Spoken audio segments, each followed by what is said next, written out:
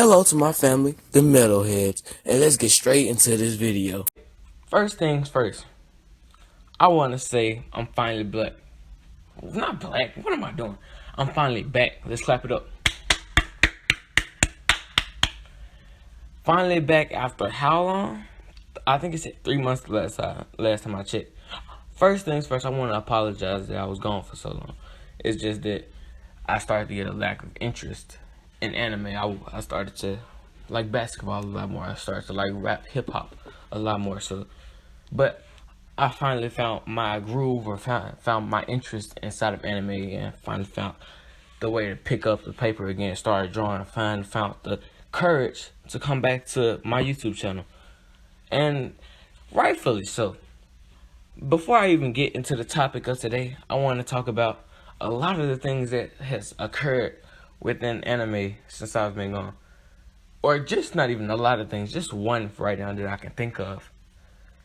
The Bleach anime coming back. I know I haven't finished Bleach. I haven't gotten close to finishing Bleach. I think I got like 400 episodes. I'm only on 150 something. But still, it coming back is still a big deal. So no matter what type of Bleach fan, whatever you are to Bleach, it's not my favorite anime. It's not in my top 10. I know a lot of people shun me for that. My friend specifically, whose second favorite anime is Bleach, definitely has some words for me on that. But yeah, it's not in my top 10, but also it's just that I like a lot of other animes. Not that I don't like this. It's actually a really good anime, and I very much enjoy Bleach. It's just that it's not in my top 10. But that being said, it coming back is still terrific and huge news. Cause 3 months not that long. I think Samurai 8 happened after I stopped.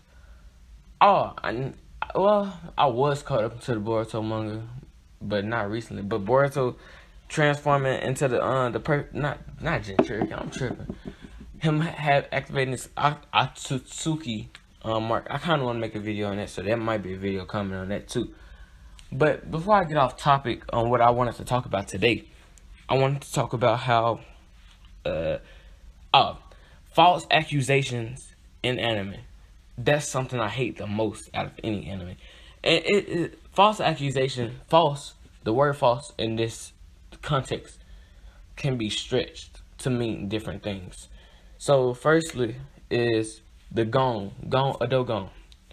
When he transformed into his Adogon form, it said he gained like 20 years of experience if he actually consistently trained on a daily basis. Yet he was only enough to rival Meruem, not completely surpass him. Cause if you look at I'm a math guy. I like to see how someone went from this point and this point and calculate, or not really calculate, but try to calculate how strong they would get over the rest of their span of their life. That's why I appreciate Screw Attack a lot, because they don't just go off of what they estimate. Well, no, it is estimation, but they don't really just go off of, oh, he was able to do this to him, so that's why he do this to him. Like, that's a very like dumbed down way of how no, it's been a while since I've seen the Set the Programming video, but like it's a way more complex way than that. But I don't think they go deeply into math like Screw Attack do, and if they do, it doesn't go into the form of math that Screw Attack does. Cause Screw Attack, it compares it to the real life world, which I know I'm an anime fan, but I know a lot of anime fans they don't like that. That's why Screw Attack is so frowned upon in the anime community. But me in general, I love like comparing that anime's like stats and what their feats are, comparing it to this world to see, okay, if they can blow up a car in this world, then with multiple amounts of power or whatever, they can blow up a truck. Like I like the statistics or the stats that Screw Attack brings with their verses about it. That being said, that's what I think that a lot of animes should do instead of when they make a transformation. Because a Dogon, right? They said he had 20 years of experience and whatever, and he's only enough to rival Merriam, which that's an accusation in its own.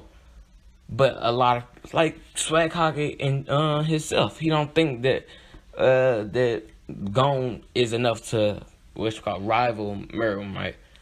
But me, I think that after how many years of Gone training, this isn't some random training for their whole life. This is Gone, someone with the blood of Jing, someone who's already shown an endless amount of potential. We see Jing right now. We don't know how powerful he is, but I assume that he's very powerful. And I believe that if they would have kept going, Gone would have surpassed Jing indefinitely by at least 20 years old. This is 20 years, so that will only be 10 years at most. So 10 years added to that, that's even more amounts of training. I say he gets to Netero level by age 25. Because if you use the math correctly, because you can't just say, oh, he doesn't spend every day training. No, they said if he spent every minute of himself training. So if he spent every minute of himself training, every hour of himself training, don't you think that he's gonna become way over the rank of Merriam? Okay, that doesn't make any sense to me. That's the first false accusation. And the second one is one that frustrated me a lot. This is really, and you're gonna see this used in a debate that I have saved on my laptop that I recorded like 4 months back, I think. I just didn't get around to uploading. It's the same like type of Instagram video that I posted with the Boruto versus Naruto video, right? So he's my friend, the one that King Caleb Gamer 0, shout out to him. He said that Boros in that video, he said that he was able to destroy a star, and he said that based off of his strongest attack. So he said, okay, since he can destroy a star with his strongest attack, then he's star level. But the way I look at it, that just means that his strongest attack is star level. Like, people can take those strongest attack type of feats and make it so that their whole being is stronger than everyone else. You saying star level to me is like saying Goku. But he said that Boros is star level. Like, if you tell me, because since Saitama was able to defeat Boros with ease, you tell me that Saitama is galaxy level? And that's also I have a problem with, and I might just include that in this video, or if this video get over 10 minutes long, I don't want it to be too long for my returning back video. No, but I might just put it in another video. I hate Saitama, and I'm definitely gonna get into that either in this video or next video. But right now, Boros, that means that you will make, since Saitama defeated him with relatively ease, Saitama is galaxy level, and that would be putting him on the scale of a lot of top tier people inside of Dragon Ball. And I'm not talking about like TN or something like that. I'm talking about Super Saiyan, because I don't see Goku. Well, no, Goku is very powerful, but at the same time, you putting Saitama at the rank of them. Krillin is not destroying the entire universe, so you got to put them above him. Piccolo's not either, but Goku very much will. You're giving Saitama fans give him way too much credit based on that he's One Punch Man. That's okay, bro.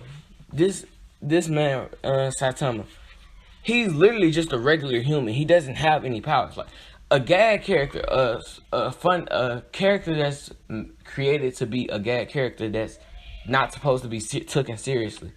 Like someone like Psyche from the Disastrous Life of Psyche K. Him being powerful doesn't bother me at all. Because you want to know why it doesn't bother me at all? Because from the jump they say, oh, this kid's special.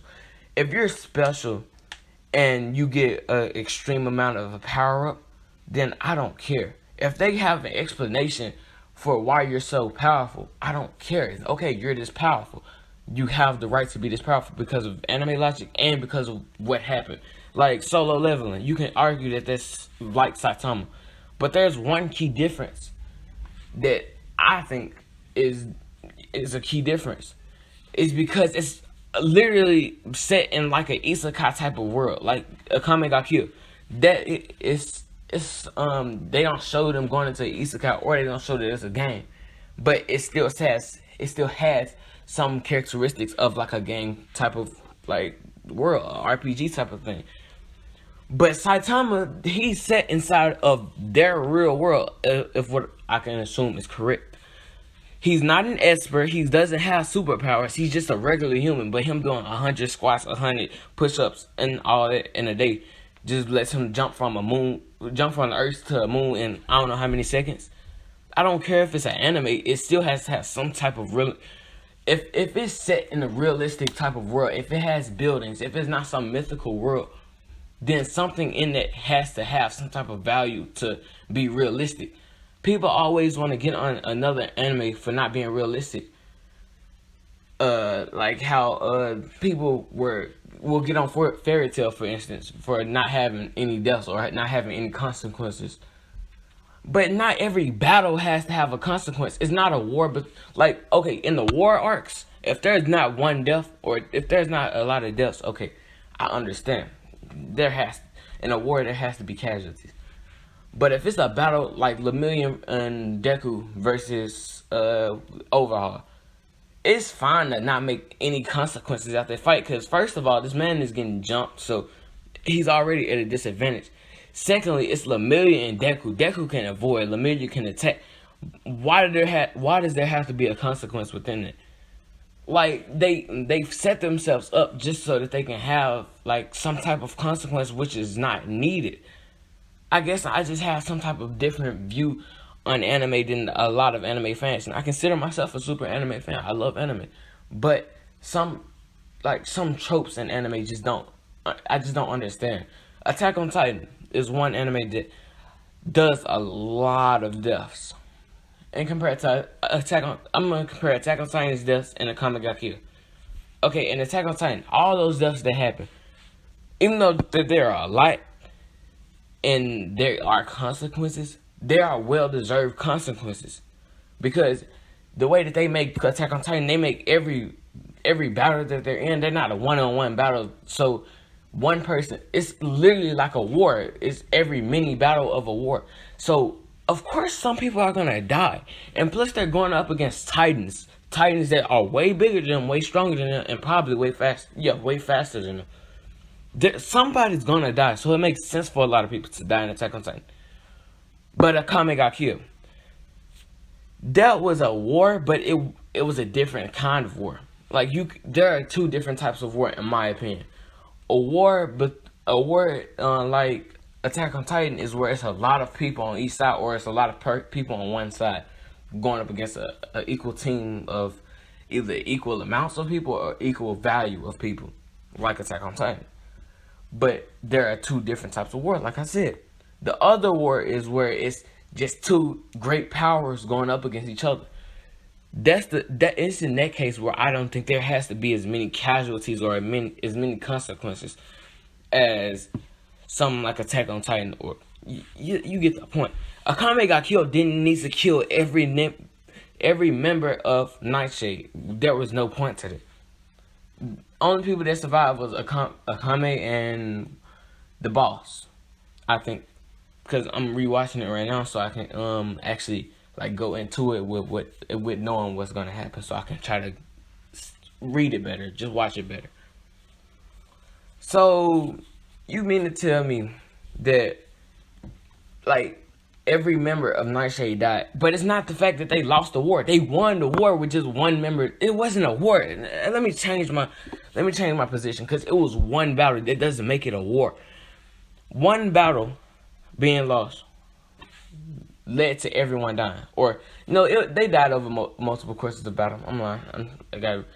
But the fact that only one person stood on this side, or only two people stood on this side, and nobody stood on the other side when there were originally, I think, 12 members of Nightshade, including the past members and the current members, and I think it was 12 members on the other side, because I think I counted it at first.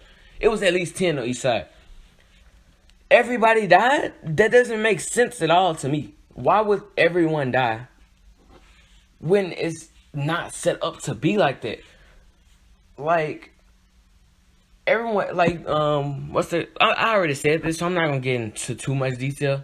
But Leone, Leone, she didn't have to die because, like, why was the prime minister the one that was able to take her out? She's been through a lot of other encounters with a lot of other people and a lot more dangerous people. Yet, him just pulling out a gun that she didn't expect kills her. Even though she's probably been in that situation 1,000 other times, because I know somebody had to have protection on them against her when they was fighting. What's the dude on the first episode or on the second? No, it wasn't first. It was either the second or third. That dude, he had protection against Tatsumi when he tried to fight him. And I know that they have to take out other guards or something like that. Somebody has to have unnoticed protection against her that she didn't know about at first, but was able to dodge. Yes, she can't dodge this man's gun. That doesn't make any type of sense to me. But I think I got completely off topic because I was on Saitama, or I was on Boros. But long story short, for the Boros situation, I don't think Boros is star level. He might have a attack that is strongest, can destroy a star, but I don't think that, like we've seen multiple times in Naruto and multiple other media of anime, that the data books is not completely accurate.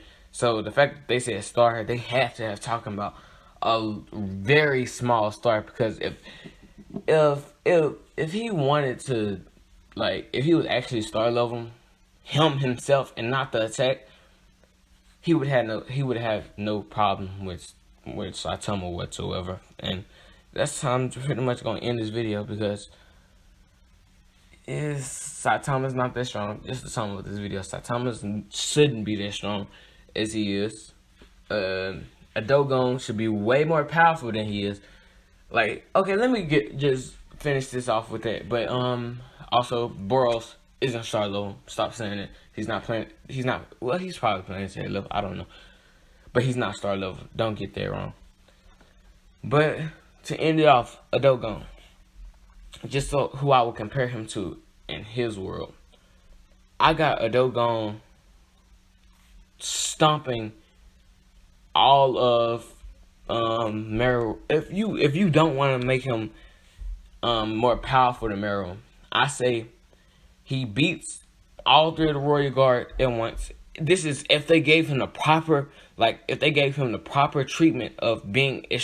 He shouldn't be only mountain level, as my friend would say. I don't like to bring levels into it, but my friend always brings King Caleb Gamers as again a shout out, but he always brings in mountain level, which mountain level it shouldn't acquire to any. Levels. You should focus on how powerful they are in their individual stats instead of just generalizing them, because what's Yoruichi? She's not planetary level, but she's really fast, which could make her really strong. So a lot of times it shouldn't really matter in terms of power level. In terms of level of, like, in terms of how much they can destroy. I just it's a lot of stuff that I didn't know about power scaling, because I didn't know that there was an attack potency and something else. But we gonna get to that to another date. But a Dogon, in terms of how powerful he is at this moment, or at how he should have been at that moment, a Dogon should have been, in terms of levels, not planetary level, but continent. A little bit of more of a continental level, above continental level, because you gotta think about it. This man is withholding 20 years of experience, 20 years of power, nothing but power. And then added with the Jajankin, it shouldn't have just been an explosion around him and just wiped out a forest.